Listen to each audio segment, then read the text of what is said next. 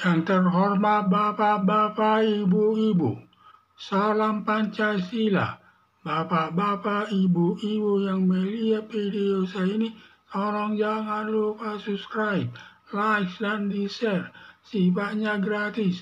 Pada hari Selasa, tanggal 17 Oktober tahun 2023, saya akan mengomentari DPR akan memanggil polisi dan KPK terkait kepentingan publik.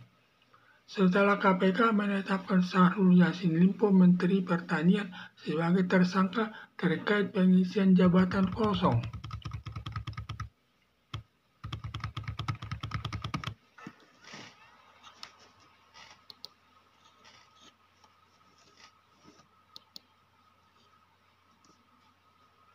Jabatan kosong di lingkungan Kementerian Pertanian. Demikian juga setelah polisi Polda Metro menetapkan Firly Bahuri sebagai tersangka terkait pemerasan uang sebesar 1 miliar dolar. Ada dugaan DPR memanggil polisi dan KPK terkait pemeriksaan kasus tersebut. Pemeriksaan serta penetapan tersangka dua pimpinan tinggi di masyarakat diduga setinggi banyaknya masalahnya terkait meningkatnya suhu politik terlebih saat ini masa kampanye. DPR telah mencampuri penegakan hukum bertentangan dengan negara Indonesia sebagai negara hukum, di mana hukum itu sebagai panglima atau tertinggi dari masalah politik. Hukum itu posisinya lebih tinggi dari politik, maka anggota DPR tidak boleh mencampuri penegakan hukum.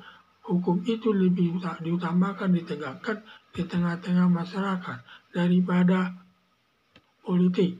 Maka DPR jangan memanggil KPK dan polisi, biarkan KPK dan polisi melaksanakan tugasnya untuk menyelesaikan perkara Syahrul Yassin Limpo dan perkara Firly Bahuri sesuai aturan hukum yang berlaku. Apakah DPR memanggil polisi dengan KPK ada hubungannya untuk melindungi Surya Paloh sebagai Ketua Umum Partai Nasdem? A. KPK telah menetapkan Syahrul Yassin Limpo sebagai tersangka atas pemerasan pegawai Kementerian Pertanian untuk mengisi jabatan kosong yang merupakan uang korupsi dan miliaran diserahkan Syahrul Yassin Limpo kepada Partai Nasdem. B. Polisi Polda Metro menetapkan Ketua Umum KPK Firly Bahuri sebagai tersangka terkait meminta uang 1 miliar dolar dari Syahrul Yassin Limpo. DPR melakukan pemanggilan polisi dan KPK diduga untuk menolong Surya Paloh sebagai Ketua Umum Partai Nasdem agar tidak dijadikan tersangka serta tidak dibubarkan Partai Nasdem karena menggunakan uang korupsi untuk membiayai kegiatan Partai Nasdem. Harapan saya, DPR jangan ikut campur dalam penegakan hukum. Kalau kuat buktinya Surya Paloh ada menerima uang korupsi dari kader Partai Nasdem, biar dijadikan tersangka Surya Paloh dan diselesaikan sesuai hukum berlaku. DPR jangan ikut campur tangan dalam menyelesaikan keterlibatan Surya Paloh turut melakukan korupsi.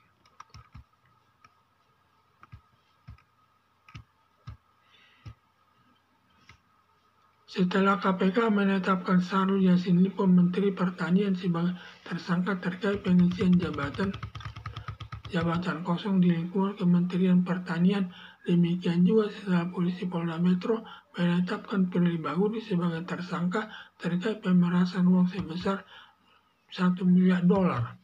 Ada dugaan DPR memanggil polisi dan KPK terkait pemeriksaan kasus tersebut. Pemeriksaan serta penetapan tersangka dua pimpinan tinggi di masyarakat diduga sedikit banyaknya masalah terkait meningkatnya suhu politik terlebih saat ini masa kampanye.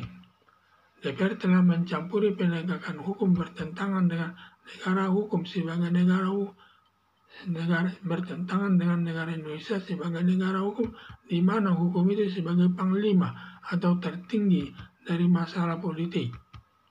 Hukum itu posisinya lebih tinggi dari politik, maka anggota DPR tidak boleh mencampuri penegakan hukum.